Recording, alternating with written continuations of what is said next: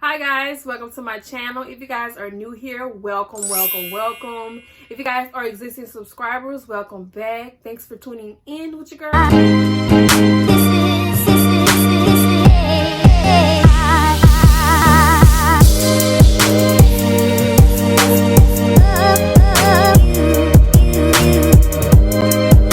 I'm going to be working with is my wig, y'all. I just want to come on here and show y'all how my wig look. This is the wig I previously made a few months ago, and this hair is basically from a beauty supply store, and it is 3 bundles of 12 inches.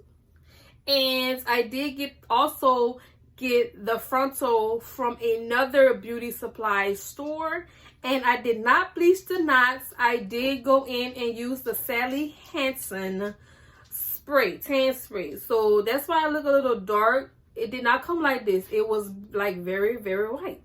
So we're going to be working with this wig, and this wig I made it, and it does not have any combs or any elastic bands or any of that extra stuff in the back of it.